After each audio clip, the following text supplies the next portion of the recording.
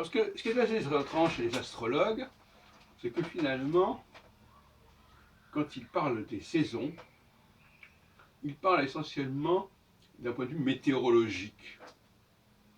Et qu'ils semblent ignorer totalement que les saisons correspondent à des travaux, à des activités différentes.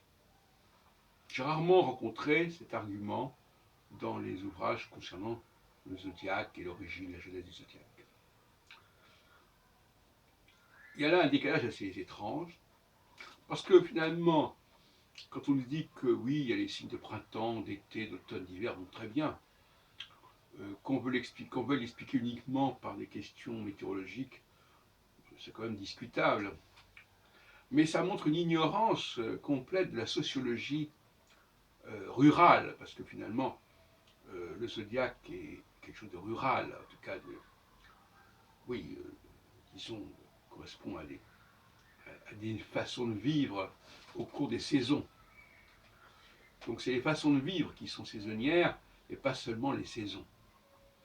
Et d'ailleurs, ça peut être une convention jusqu'à un certain point. Mais en même temps, c'est impliqué par les saisons elles-mêmes. Un axe que j'ai pas mal étudié, c'est justement le mariage, les épousailles et les fiançailles au printemps, qui ne correspond au zodiaque que par le biais du signe des Gémeaux. Comme je disais d'ailleurs l'autre jour avec Didier Massoul, les Gémeaux c'est un couple. C'est un couple de homme-femme qui correspond à l'iconographie, à l'imagerie des mois de mai notamment, dans les livres d'heures, dans les almanachs. Donc ça c'est une lacune majeure, et dans les ouvrages consacrés justement aux signes zodiacaux, qui sont encore plus intéressants de ce point de vue-là, on voit que certaines choses, certaines références manquent totalement. Par exemple sur les signes des Gémeaux, mais pas certain, il faudrait faire une étude, ça mériterait même une thèse éventuellement, en tout cas un master, voir justement les lacunes. Parce que finalement l'étude des textes, c'est aussi l'étude des lacunes. Et on verrait que le signe des Gémeaux n'est pas associé au couple amoureux, pour l'excellente raison que Mercure est associé aux Gémeaux et non pas Vénus.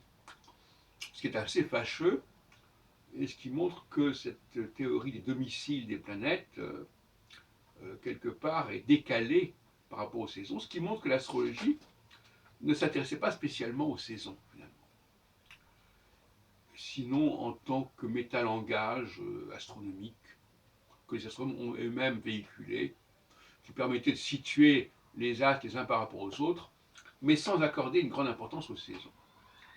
Les signes, les quatre éléments, même les signes cardinaux fixes mutables, même s'ils sont associés aux équinoxes et aux solstices, ne sont pas marqués spécialement par les saisons.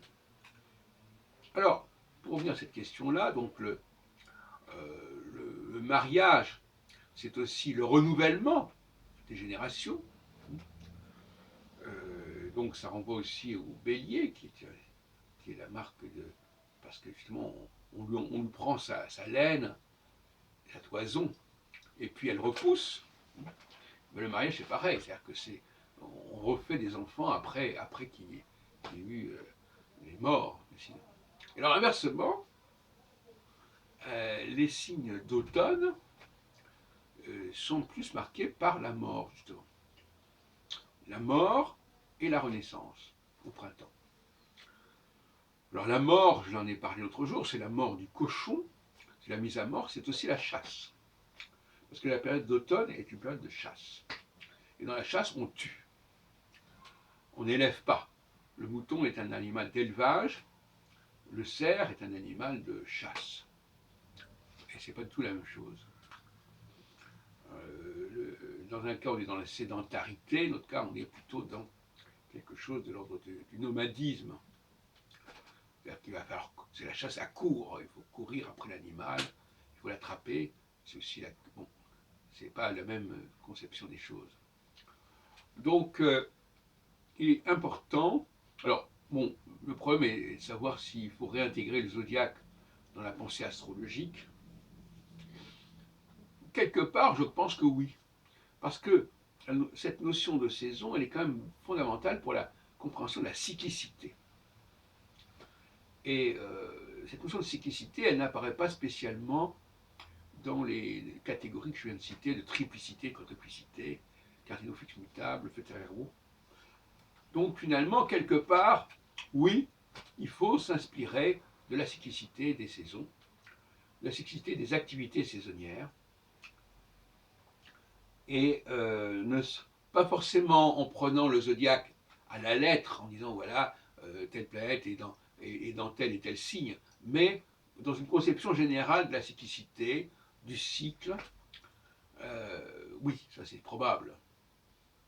Même la théorie des âges, quelque part, devrait correspondre aussi à cette cyclicité, avec voilà, la jeunesse, la maturité, la troisième âge, voilà. Il y a aussi cette notion-là.